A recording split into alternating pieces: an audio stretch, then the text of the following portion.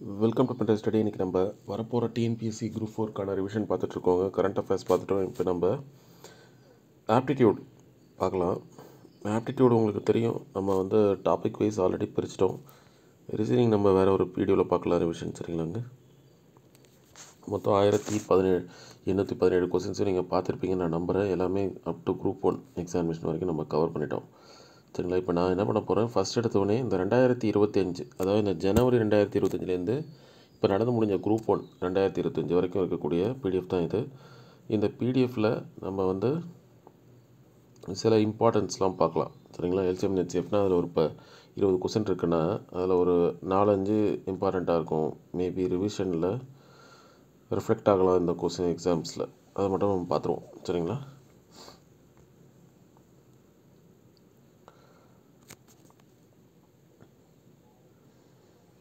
Ratio and LCM வச்சு link பண்ணி கேட்குறாங்க, சரிங்களா. ரேஷியோ கொடுத்துட்டாங்க, எல்சிஎம் கொடுத்துட்டாங்க, ஹெச்சிஎஃப் என்ன அப்படின்னு கேட்குறாங்க.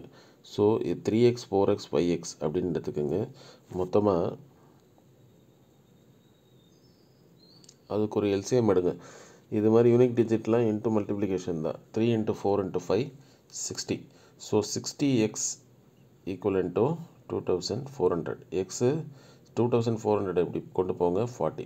HCF is 40. ரொம்ப சிம்பிளான கொஸ்டின். இதெல்லாம் நீங்கள் பார்த்த உடனே ஆன்சர் பண்ணிடலாம் எக்ஸாமில். அடுத்தது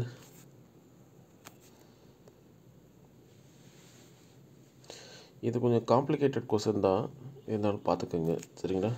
A and B are 2 digit numbers such that HCF AB 15, then how many, அதாவது HCF வந்து 15 வரணும் அப்படின்னா எத்தனை நம்பர் வரும் அப்படின்னு சொல்லி கேட்குறாங்க. நான் டேப்லர் கலம் போட்டிருக்கேன் பாருங்கள். 15 × 1 15 × 2, சரிங்களா. 15க்கும் 30க்கும் HCF என்ன 15, 15க்கும் 45க்கும் HCF என்ன 15. ஸோ இது வந்து அந்த 15 டேபிள் வழியாக தான் போகும். ஸோ அதனால் மேக்ஸிமமாக பாருங்கள் 12 தான் வரும்.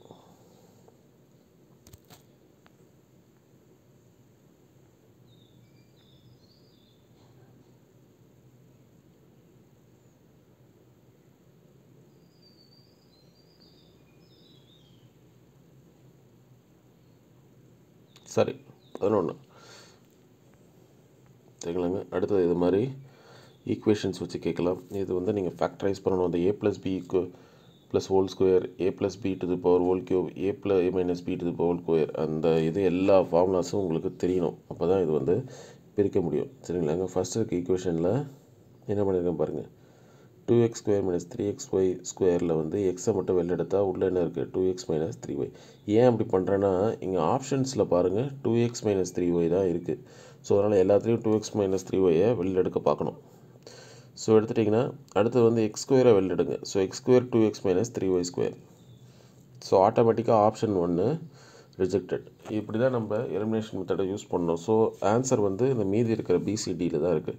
அடுத்தது பார்ப்போம் 4x - 6y. இப்போ இதில் 2x - 3y நமக்கு வேணும். 2x - 3y உள்ளே வச்சுட்டு மீதியெல்லாம் வெளில எடுங்க.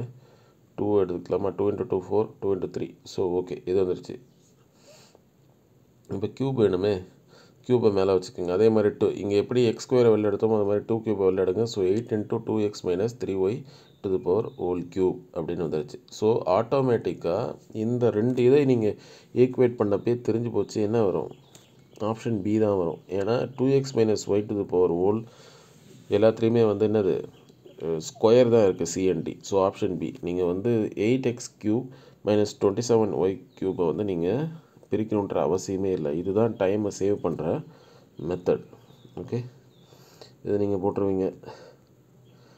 இதே மாதிரி இந்த அல்ஜிப்ரிக் ஈக்குவேஷன் இதையும் நீங்கள் a + b a - b அதை யூஸ் பண்ணி பிரிச்சுக்கலாம். இதுவும் அப்படி தான். ஏன்னா கொஞ்சம் காம்ப்ளிகேட்டட். HCF கேட்டிருக்காங்க. ஸோ எல்லாம் தேவையில்லை. இப்போ பாருங்கள் எப்படி பிரிச்சிருக்குன்னு சொல்லிட்டு 18x³ - 4x² + 7x - 6 வெளில எடுத்துகிட்டு முதல்ல எடுக்கிறேன் நான். அடுத்தது அந்த -4x² ரெண்டாக பிரிக்கிறேன். -3x² - 6². அப்போ தான் நமக்கு இது கிடைக்கும். அதே மாதிரி 7xஐ வந்து ரெண்டாக பிரிக்கிறேன். x + 6x அப்படின்னு சொல்லி பிரிக்கிறேன். ஸோ x - 1 வெளில எடுக்க பார்க்குறோம். ஏன்னா ஆப்ஷனில் வந்து x+1 x-1 தான் இருக்குது. ஸோ x-1 தான் நமக்கு வெளில எடுக்க முடியும். ஏன்னா 3x² - x² இருக்குது. ஸோ 3x² வெளில எடுத்துட்டா என்ன வரும்? x-1 வரும். அந்த ஃபஸ்ட் 2 இது மட்டும். ஸோ x-1 நமக்கு கிடச்சி தான் எலிமினேஷன் மெத்தடு. B&C கிடையாது. இப்போ ஆன்சர் எங்கே ஒளிஞ்சிருக்கு? A&Dயில் தான் ஒளிஞ்சிருக்கு. இப்போ அதை கண்டுபிடிக்கிறதுக்காக ஃபர்தராக நம்ம ப்ரொசீட் பண்ணுறோம். x-1 அப்படியே வச்சுக்கிறோம். மைனஸ் இந்த x² + x பிரிக்கிறோம். -x x-1 6x - 6 3x² x-1 - x x-1 + 6 மறுபடியும் இங்கே 6 பிரிக்கிறோம். அப்படி பிரித்தா x-1 காமனாக இருக்குது. ஸோ x-1 வெளில எடுத்துட்டா மீதி 3x² - 6 + 6. ஸோ நமக்கு இந்த ஃபஸ்ட்டு இதுலேருந்தே தெரியுது என்ன வருது? பாசிட்டிவில் தான் இருக்குது 3. ஸோ வந்து ஆப்ஷன் கிடையாது. ஆப்ஷன் டின்னு போயிடலாம். இதான் வந்து எலிமினேஷன் மெத்தட். நான் சொல்கிறது புரியுதாங்க? x+1 x-1 தான் உள்ள ஆப்ஷனில் இருக்குது.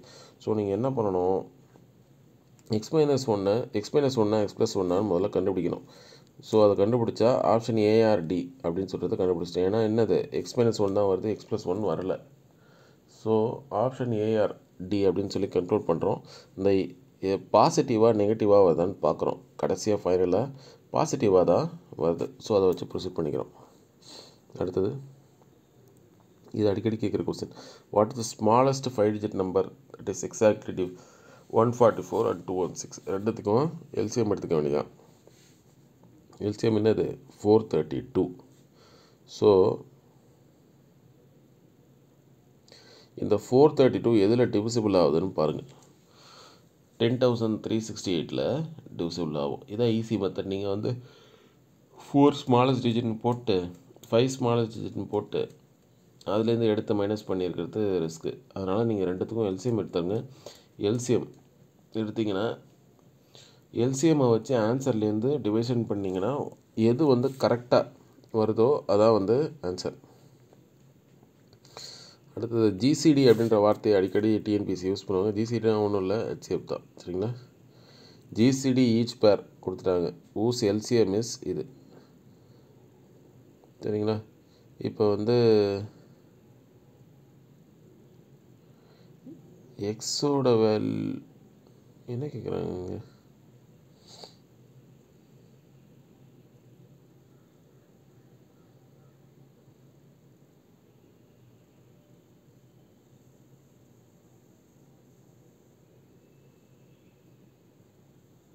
ஓகே, இங்கே வந்து ஹெச்சிஎஃப் கேட்குறாங்க. சரிங்களா? நமக்கு என்ன தெரியும்? இந்த ஃபார்முலா தெரியும். LCM into HCF equal to XY X into Y A into B அதனால வச்சுக்கோங்க. ஸோ இங்கே ஒரு நம்பரோட இது கொடுத்துருக்காங்க. சாரி, 2 பேரையும் கொடுத்துட்டாங்க, எல்சிஎம்மும் கொடுத்துட்டாங்க. So 6x and square - 3x 2x + y வந்து மேலே வச்சுக்கோங்க. கீழே எல்சிஎம்மை கொண்டு வாங்க. அப்போ தான் இங்கே இந்த பக்கம் எல்சிஎஃப் வரும். So 6x 3x + y x - 3. அதாவது அதை வந்து நம்ம செப்பரேட் பண்ணியிருக்கோம். 6x³ + 12x² - 9x பிரிச்சிருக்கோம். First 6x வெளில எடுத்துகிட்டு போயிருக்கோம். x² + 2x - 15. So next x² + 2x - 15 வந்து x + 5 x - 3 கீழே கொண்டு வரலாம். அதை அப்படி தான் கீழே போட்டிருக்கோம். அதுதான் நம்ம கீழே எல்சிஎம் எழுதியிருக்கோம். ஸோ கேன்சல் பண்ணால் என்ன வரும்? 6 போயிடும், x - 3 போயிடும், x + y போயிடும். மீதி இருக்கிறது 2 தான். இதை நீங்கள் போட்டுருவீங்க. அதான் உங்களுக்கு வந்து இந்த ஃபார்முலா தெரிஞ்சே ஆகணும். a + b² a - b² a + b². சரியா? இந்த கொஸ்டின் நல்லா பாருங்கள். Find the HCF of a - b² b - c³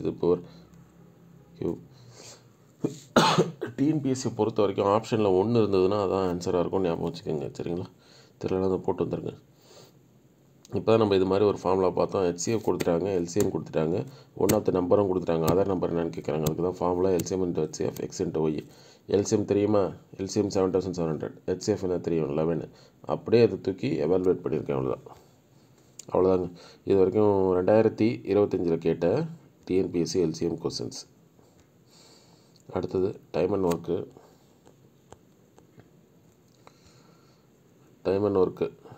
இது கொஞ்சம் காம்ப்ளிகேட் பண்ணி தான் கேட்டாங்க இந்த குரூப் 1ல்.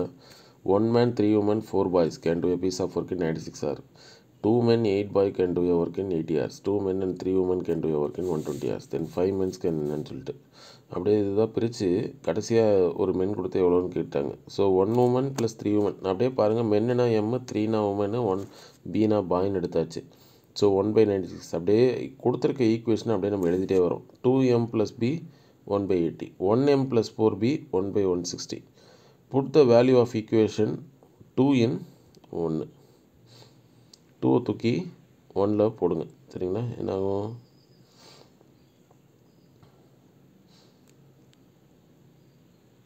1M + 4Bக்கு பதிலாக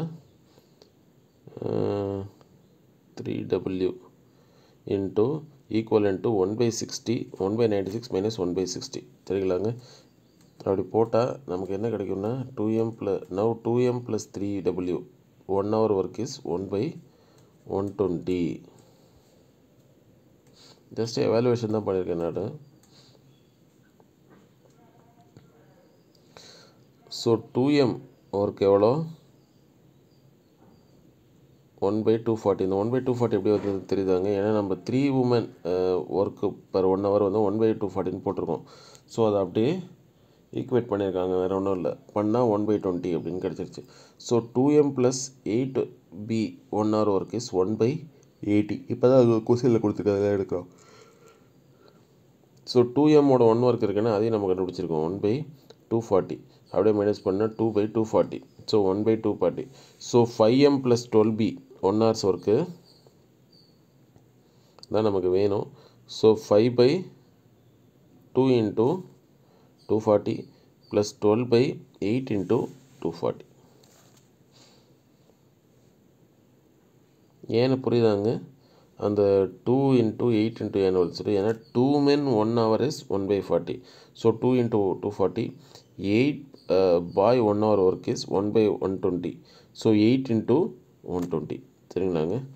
ஸோ இதை அப்படியே இப்போ பண்ணிங்கன்னா 11/480 அப்படின்னு வரும். So 5 men + 12B will finish in அப்படியே உல்ட்டா 480/11 டிவைட் பண்ணிங்கன்னா 43 7/11 வரும். இது கொஞ்சம் காம்ப்ளிகேட்டட் தான், கொஞ்சம் பொறுமையாக பண்ணணும். சரிங்களாங்க? இது வந்து 10th 12th ஸ்கூல் பிள்ளைங்களுக்கு கொடுக்குறதுலாம் நம்ம கொடுத்து வச்சுருக்காங்க. இது ஓகே. அடுத்தது இது மாதிரி கொஸ்டின்ஸ் அடிக்கடி கேட்குறது. 8 men working in 9 women do a piece of work in 90 days. In how many days can 12 men working 10 hours can do a piece of simple work? நல்லா பார்த்துக்குங்க இந்த ஃபார்முலாவை. MDH/W, M2 D2 H2 W2. இதில் என்ன கொடுத்துருக்காங்க? மென்னு கொடுத்துட்டாங்க. Days கொடுத்துருக்காங்களா? கொடுத்துருக்காங்க. 20ன்னு கொடுத்துருக்காங்க. ஹவர்ஸ் கொடுத்துருக்காங்களா? ஹவர்ஸ் கொடுத்துருக்காங்க. அதே மாதிரி இந்த பக்கம் மென்னு 12 கொடுத்துருக்காங்க, ஹவர்ஸ் கொடுத்துருக்காங்க. டேஸ் தான் நமக்கு தெரியலை. ஸோ டேஸை தான் இங்கே கண்டுபிடிக்கணும். சரிங்களா? சார் W1 W1 கொடுக்கலையே அப்படின்னா, கொடுக்கலன்னா அது 1 அவ்வளோதான். சரிங்களா? ஸோ அதனால தான் இதான் ஃபார்முலா. பட் நமக்கு W1 W2 சில முக்கால்வாசி கொடுக்க மாட்டாங்க, சில டைமில் கொடுத்துருவாங்க. அது நீங்கள் ப்ரீவியஸ் இயர் கொஸ்டினில் பார்க்குறப்ப பார்க்கலாம்.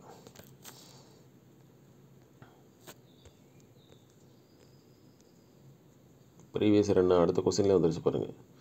அதே ஃபார்முலா தான். 5 machines makes 5 parts in 5 minutes. அதாவது மேக்ஸ் 5 part. 5 மிஷின் வந்து என்னது 5 பார்ட்ஸை அவுட்புட்டாக தருது. இங்கே அவுட்புட் தான் ஒர்க்கு டன்னு. சரிங்களா? 5 இது அதனால் ஃபைனல் ப்ராடக்டாக அதுதான் ஒர்க். அதுதான் இங்கே W1ல் வரும். இங்கே நமக்கு வந்து டேஸ் கொடுக்கல, மினிட்ஸ் தான் கொடுத்துருக்காங்க. மினிட்ஸு ஹவர்ஸு எல்லாம் ஒன்று தான். சரிங்களா? டைம் அவ்வளோதான். ஸோ 5. ஸோ இந்த பக்கம் 100 கொடுத்துருக்காங்க, 100 கொடுத்துருக்காங்க. என்ன கேட்டிருக்காங்க? மினிட்ஸ் தான் நமக்கு தெரியல. ஸோ போட்டிங்கன்னா 5ன்னு வரும். சரிங்களாங்க? ரொம்ப சிம்பிள். அடுத்தது A and B can do a piece of work. If A and B work together to complete, then find the separate shares given to. இதுவும் நிறையா கேட்குறாங்க. இது ஷேர்ஸ் பற்றி தான். பட் இருந்தாலும் எப்படி LCM HCFல ரேஷியோ மிங்கிள் பண்ணுறாங்களோ இங்கேயும் மிங்கிள் பண்ணுறாங்க. ஸோ LCM ஆஃப் 5 6 12 எடுங்க, 60 வரும். சரிங்களா? இப்போ 5 6 12 ஆட் பண்ணிக்கோங்க, 23. சரியா? ஸோ எதை மல்டிப்ளை பண்ணால் 60 வருதுன்னு பாருங்கள். 5 × 12 60, 6 × 10 60, 12 × 5 60. ஸோ 12 10 5 தான் நீங்கள் ஆட் பண்ணிக்கிறோம். சரிங்களா? இங்கே எப்படி 5 6 12 ஆட் பண்ணி 23 வந்துச்சு, 12 10 5 ஆட் பண்ணி 27 வந்துச்சு. ஸோ இப்போ என்ன ஃபார்முலானா ஒவ்வொருத்தர் ஷேர் கண்டுபிடிக்கிறதுக்கு 5A divided by 27 into 2700 27,000 sorry அந்த மொத்த அமௌண்ட். அதே மாதிரி 6 divided by 27 into 27,000 12 into 27 metre. நான் இப்போ ஏன் இந்த 5 + 6 + 12 போட்டிருக்கேன்னு தெரியுதா? சில பேர் என்ன பண்ணிடுவாங்க, இதை எடுத்து டிவைட் பண்ணிடுவாங்க. அப்படி பண்ணக்கூடாது சரிங்களாங்க. எல்சிஎம் கண்டுபிடிச்சி எதனால் அந்த எல்சிஎம் வருதோ அந்த மல்டிப்ளிகேஷன் எடுத்து டிவிஷனில் கொண்டு வந்து பண்ணணும் சரிங்களா. அடுத்தது, Babu can weave a saree in 24 days. Ramesh is twice as good as weaver Babu. Okay. If both of them weave together, then in how many days can complete weaving work? இது கொஞ்சம் critical question தான், but இருந்தாலும் தப்பு பண்ணிடுவீங்க பார்த்துக்குங்க. அவர் வந்து பாபு வந்து ஒரு சேலையை வந்து 24 நாளில் பண்ணிடுவார் சரியா. ரமேஷ் வந்து twice as good as weaver Babu. அவர் ரமேஷ் வந்து ட்வைஸ்னால் அவன் 10 நாள்னா இவன் 5 நாள், இவன் 2 நாள்னா இவன் 1 நாள், அவ்வளோதான். ஸோ அதனால தான் 1/24 ப்ளஸ் அதில் பாதி எவ்வளோ 1/12. ஏன்னா 2 பேரும் சேர்ந்து தான் பண்ண போகிறாங்க இப்போ. ஸோ 1/8 புரியுதாங்க. எப்படி காம்ப்ளிகேட் பண்ணுறாங்க பாருங்கள் டிஎன்பிஎஸ்சி. மறுபடியும் இப்போ பார்த்தா அதே கொஸ்டின் தான் ரிப்பீட் ஆகிருக்கு பாருங்கள். இதான் ப்ரீவியஸ் கொஸ்டின் பார்க்கணும். 5 பேர் 3 பேர் இருக்காங்க, 3 பேரும் ஒர்க் கம்ப்ளீட் பண்ணுறாங்க, ஒரு அமௌண்ட் கிடைக்கிது, எப்படி பிரிச்சுப்பாங்க சரிங்களா. 5, 8, 12 போட்டுக்கோங்க. அந்த கேஸில் எவ்வளோ வந்துச்சு, 60 வந்துச்சு. ஸோ 5 இன்ட்டு எது பண்ணால் 120 வரும், 24 பண்ணால் வரும், 8 இன்ட்டு 15 120, 12 இன்ட்டு 10 120. ஸோ இது மூணுத்தையும் ஆட் பண்ணுங்கள், வி வில் கெட் 49. எவ்வளோ 49. ஸோ ஒவ்வொருத்தர் ஷேரை கண்டுபிடிக்கிறதுக்கு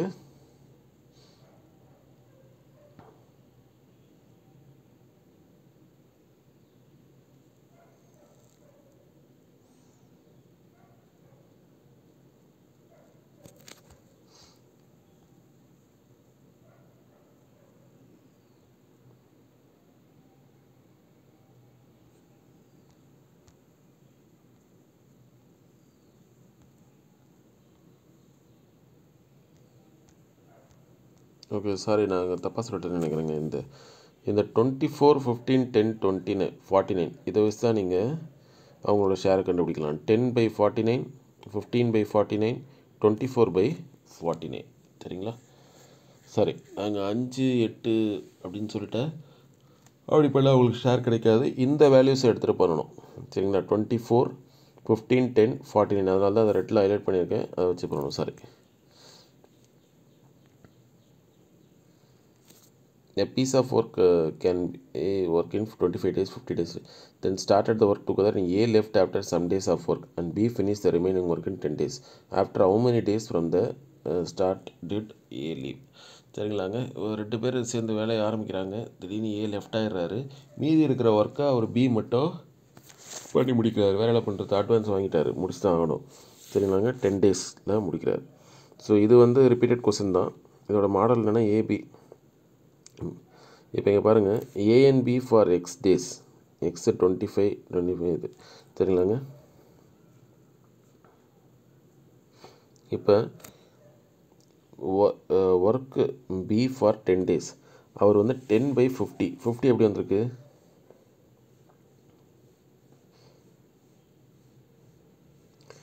மேலே பாருங்கள். ஏஎன்பி ஃபார் எக்ஸ் டேஸ்னால் எக்ஸ் 25 இது அதோட இது பிடிச்சிருக்காங்க எல்சிஎம் சரிங்களா. 25 × 2 50. ஸோ மேலேயும் 2 வரும், இங்கே 1 வரும் சரிங்களா. அதான் 25க்கும் 50க்கும் ஒரு எல்சிஎம் மாதிரி கண்டுபிடிச்சிருக்காங்க. ஸோ 10/50. ஸோ இது எப்படி வருதுன்னா x/25 + x/50 + 10/50 = 1. So how many days from start did A லீவ்னா அப்படியே எக்ஸு தான் நமக்கு தேவை. இப்போ 1 - 10/50 அப்படின்னு சொல்லி வரும். ஏன்னா 10/50 மட்டும் இந்த பக்கம் வச்சுக்கிட்டோம், மீதி இருக்க எக்ஸை அந்த பக்கம் வச்சுக்கிறோம். எக்ஸுக்கு இப்போ இது பண்ணுறோம். ஸோ பண்ணால் ஃபைனலாக நமக்கு வந்து 40/15 வரும், சாரி 40/3 வரும். ஸோ அதை சிம்பிளிஃபை பண்ணிங்கன்னா 13 1/3 சரிங்களாங்க. இது வேறு மெத்தட்டும் போகலாம், இப்படி போட்டால் உங்களுக்கு ஈஸி சரிங்களா.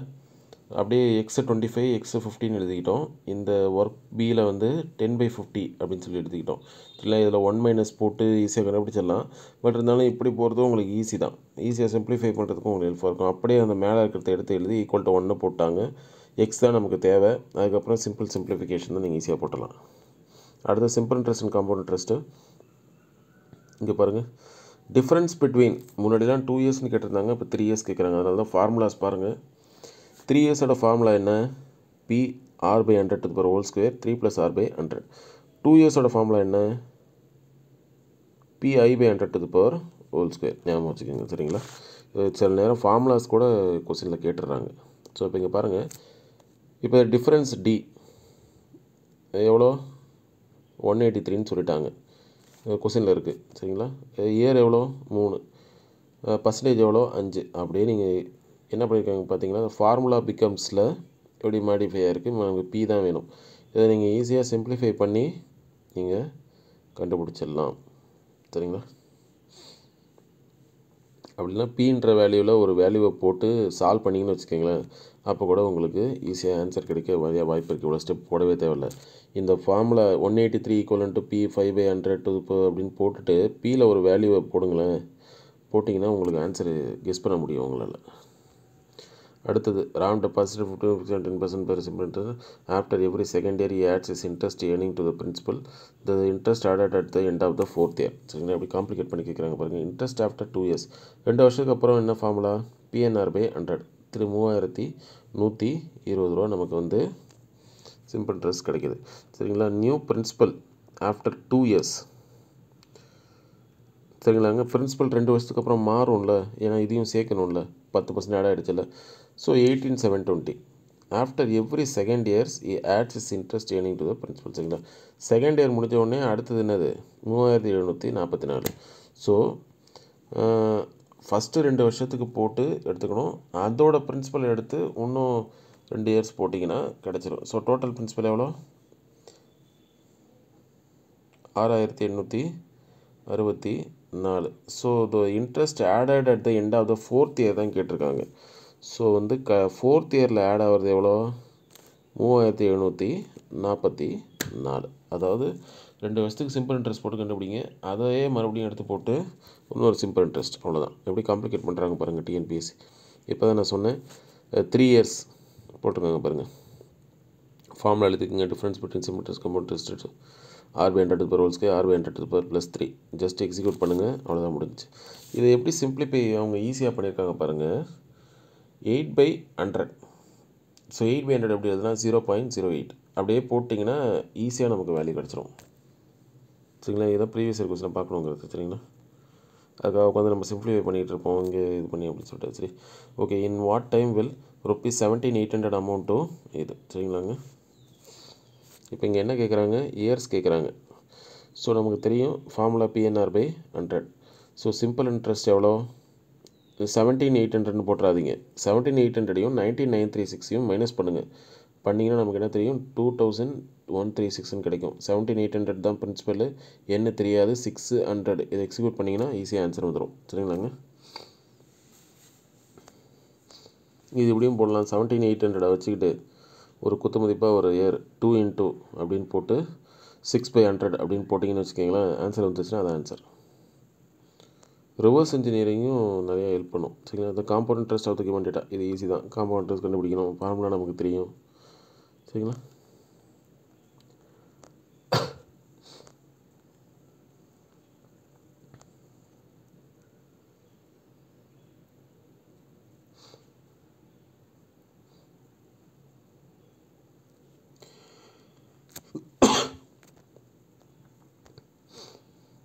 அடுத்து சிம்பிள் இன்ட்ரெஸ்ட். ஓகே, இயர்ஸில் தான் அவங்க விளையாடுறாங்க. இங்கே பாருங்கள், இந்த காம்பவுண்ட் இன்ட்ரெஸ்ட்லே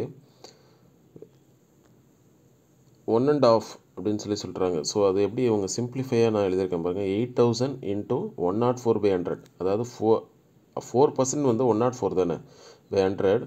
அடுத்தது இன்னும் ஒரு 1/2 வருஷம் இருக்குது, அதுக்கு என்ன பண்ணுறது? அதுக்கும் அப்படியே 104ல் 4 2 டிவைட் பண்ணால் 2, 104ல் 2 டிவைட் பண்ணிடாதீங்க, சரிங்களா? 4 2 டிவைட் பண்ணால் 2, so 2/100. Next simple interest of, இங்கேயும் இயர்ஸ் கொடுத்துருக்காங்க, 3.5 இயர்ஸ்னு கொடுத்துருக்காங்க. அதே 35,000. 3.5 வந்து 7/2 அப்படின்னு சொல்லி நம்ம மாற்றிக்கலாம். மேலே பிஎன்ஆர் பை அதே 100 தான், என்ன மேலே 7 வச்சுக்கோங்க, கீழே 2 எடுத்துக்கோங்க, சரிங்களா? இதெல்லாம் ரொம்ப கேர்ஃபுல்லாக இருக்கும். நிறைய பேர் 2 விட்டுருவீங்க இப்போ வேகத்தில். Find the time taken for 4400 to become at 10%. Compounded half yearly. ரொம்ப ரொம்ப முக்கியம். கொஸ்டினை ரொம்ப தெளிவாக படிக்கணும். ஆஃப் இயர்லி அப்படின்னா இதான் ஃபார்முலா சரிங்களாங்க. For half yearly divided by 2. 10%-ஐ வந்து 2ஆல் டிவைட் பண்ணிக்கோங்க, அவ்வளோதான். அடுத்து காம்பவுண்ட் இன்ட்ரெஸ்ட் ஃபார்முலா நமக்கு தெரியும். P1 + R/100 to the power 2n, ஏன்னா ஆஃப் இயர்லி சரிங்களாங்க. ரெண்டு வேலை பண்ணணும். ஆரையும் 2ஆல் டிவைட் பண்ணணும், எண்ணையும் 2n மாற்றிக்கணும், அவ்வளோதான். எல்லாத்தையும் எக்ஸிக்யூட் பண்ணுங்கள். எக்ஸிக்யூட் பண்ணிங்கன்னா நமக்கு இந்த ஆன்சர் கிடைக்கும் சரிங்களா. மேலேயே 2 வச்சுக்கிட்டே வாங்க, அப்போ தான் நமக்கு தெளிவு கிடைக்கும். ஃபைனலாக இது பண்ணிங்கன்னா n = 1 அப்படின்னு சொல்லி வரும் சரிங்களாங்க. அப்படின்னா நீங்கள் இந்த 4400 வச்சுக்கிட்டு காம்பவுண்ட் இன்ட்ரெஸ்ட் எடுத்திங்கன்னா ஒரு ஆன்சர் கிடைக்கும். அது வந்து காம்பவுண்ட் ஆஃப் இயர்லி அப்படின்னு போட்டிங்கனாலே நீங்கள் ஈஸியாக அந்த 1 கெஸ் பண்ணிடலாம். இந்த பிரின்சிபல் கொடுத்துட்டாங்க. Simple interest for 3 years. Principal என்னன்னு சொல்லி கேட்குறாங்க. PNR/100 சரிங்களா.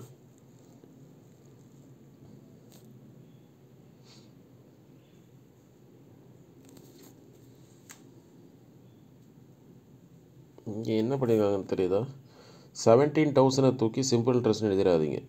பிரின்சிபல் பிகம்ஸ் தான் 17,000. அப்போ சம் பிரின்சிபல் அமௌண்ட்லேருந்து ஒரு அமௌண்ட்டை ஆட் பண்ணதுக்கப்புறம் தான் 17,000 வருது. So simple interest is nothing but 17,000 minus P சரிங்களா. அதனால தான் சிம்பிள் இன்ட்ரெஸ்ட் இருக்கிற இடத்துல 7,000 மைனஸ் பின்னு போட்டால் அப்படியே இந்த பக்கம் எடுத்துகிட்டு வரப்போ அது ப்ளஸ் பியாக மாறிடும் சரிங்களா.